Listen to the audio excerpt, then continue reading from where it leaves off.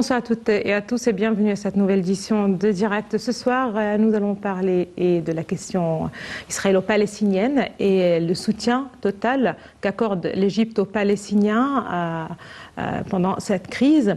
Et nous allons aussi parler de la visite que le chef de l'État, le président Abdel Fattah el-Sisi, a effectuée au Djibouti il y a quelques jours. On commence avec l'actualité et c'est surtout le président Abdel Fattah el-Sisi qui a dépêché aujourd'hui le chef des services de renseignement, le général Abbas Kamel, au territoire palestinien.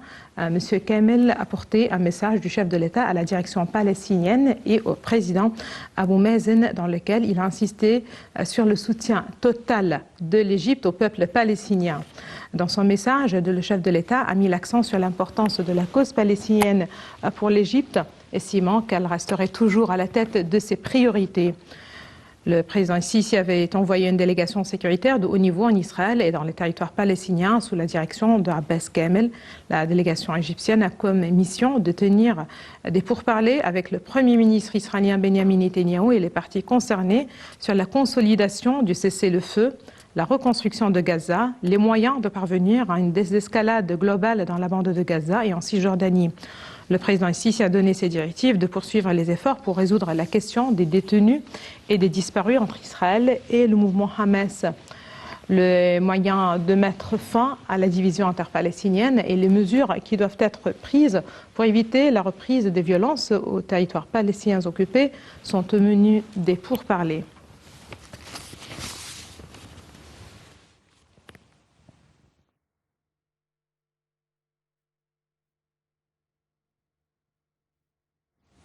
Le ministre des Affaires étrangères, Sameh Choukri, a annoncé la nécessité de soutenir le cessez-le-feu entre Israël et la bande de Gaza et de stopper toutes les agressions israéliennes aboutissant à l'escalade des accrochages entre les deux côtés sur l'esplanade des mosquées à Jérusalem-Est.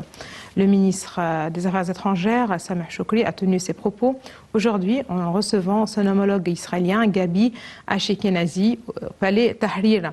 Choukri a poursuivi qu'il était important de déployer des efforts intensifs lors de la prochaine période pour relancer des négociations sérieuses, fructueuses et urgentes entre les deux parties. Choukri a ajouté que la solution de deux États constitue l'unique choix pour instaurer la paix, la sécurité et la stabilité dans la région, soutenant le droit du peuple palestinien à l'autodétermination.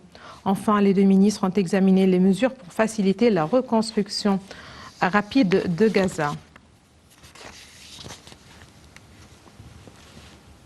Pour le 15e jour consécutif, l'Égypte continue à ouvrir le point de passage de Rafah pour recevoir les blessés palestiniens et permettre l'acheminement des aides vers la bande de Gaza. Les autorités de ce point de passage ont assuré que les employés égyptiens offraient les aides médicales et administratives nécessaires en vue de faciliter le passage des cas humanitaires et ce conformément aux directives du président Abdel Fattah el-Sisi, rappelant que le terminal de Rafah est la seule ouverture de la bande de Gaza sur le monde qui ne soit pas contrôlée par Israël. Tel Aviv impose un blocus sur l'enclave palestinienne depuis plus d'une décennie.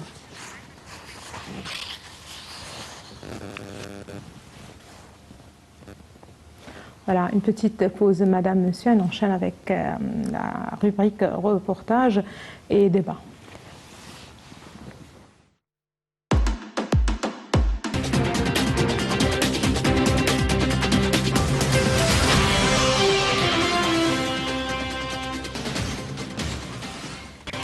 Voilà, comme je viens de vous le dire, c'est le président Abdel Fattah el-Sisi qui a dépêché aujourd'hui le chef des services des renseignements, le général Abbas Kamel, au territoire palestinien, porteur d'un message de soutien du président Sisi au peuple palestinien. Pour plus de précisions, nous avons le plaisir d'avoir avec nous en ligne, en direct, monsieur l'ambassadeur Hani Aziz, ancien secrétaire général des Nations Unies pour le maintien de la paix et représentant spécial du secrétaire général de l'ONU pour le Sahara. Bonjour, monsieur l'ambassadeur. Bonjour, madame.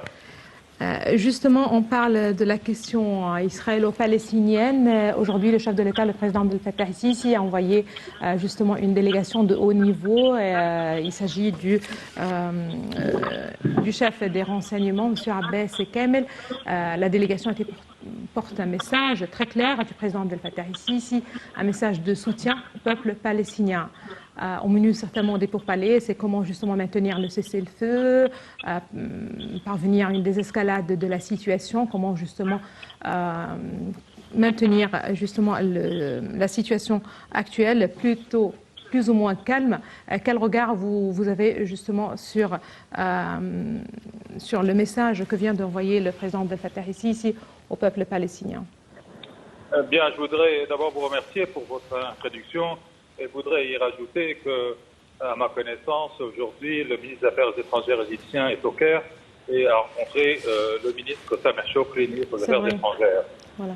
Les deux éléments qui coïncident ensemble démontrent tout de même la volonté, le dynamisme de la politique égyptienne dans la région et le retour de l'Égypte à son rôle principal dans la défense des droits du peuple palestinien, mais aussi surtout de la paix régionale d'une manière juste et équitable envers tous sans exception.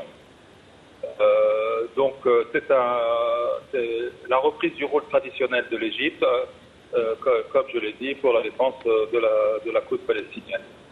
Voilà, ça c'est un point en fait très important. Il s'agit justement du rôle que l'Égypte jouait justement dans la région, surtout en ce qui concerne la question israélo-palestinienne.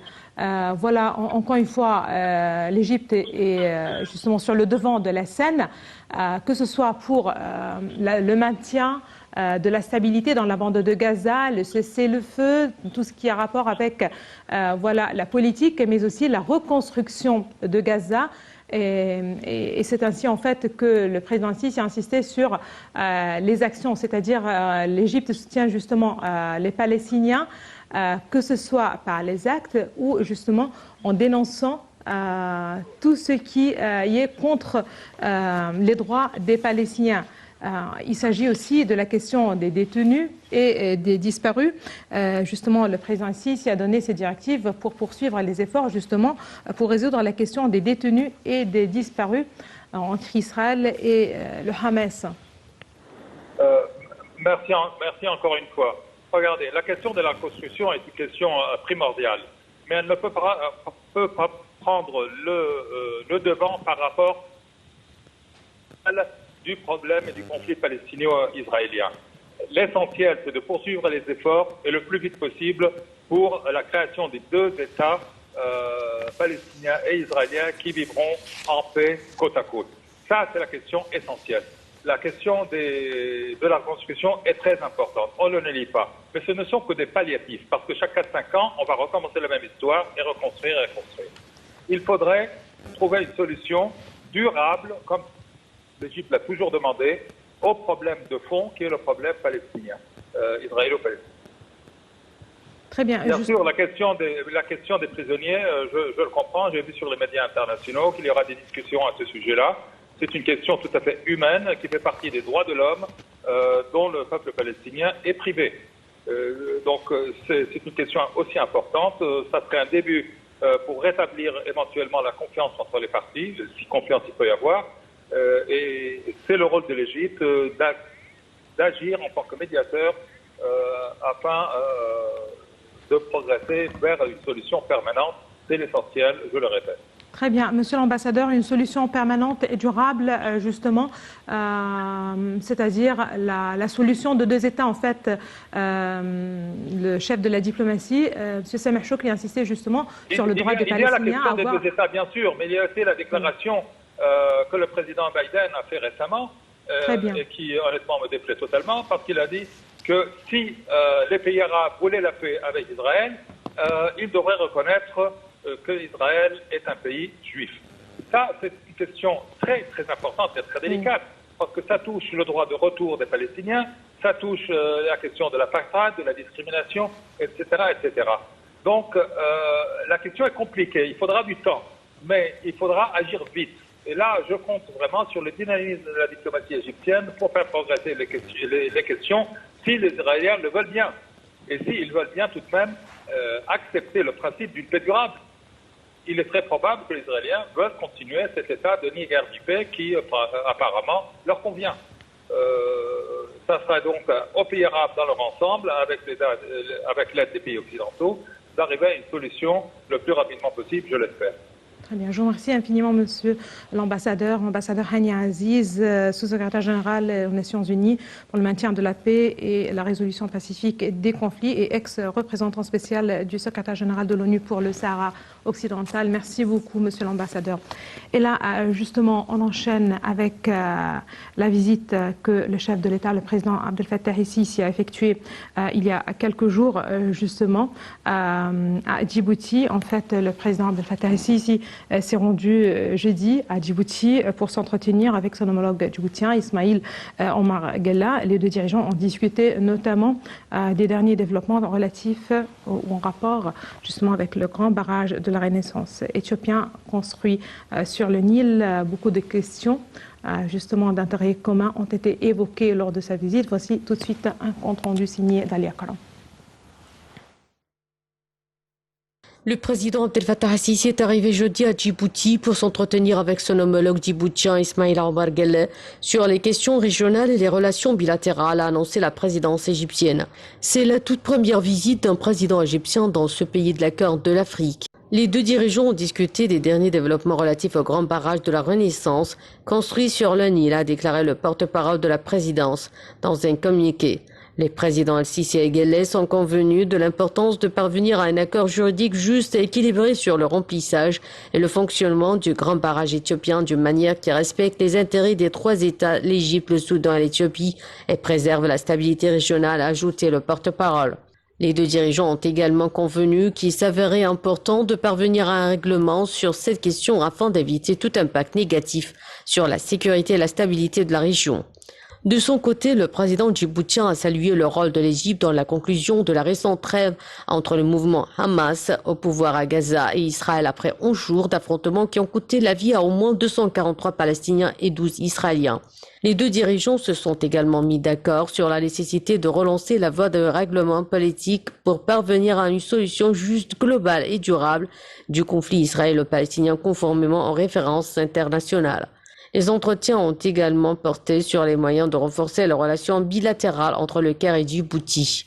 Le président djiboutien a également souligné les perspectives de coopération entre les deux pays dans divers domaines, exprimant l'aspiration de son pays à accroître l'activité du secteur privé égyptien à Djibouti. Selon la présidence égyptienne, le président el-Sisi a pour sa part exprimé le désir sincère de l'Égypte d'élever le niveau des relations entre les deux pays dans tous les domaines au niveau d'un partenariat stratégique.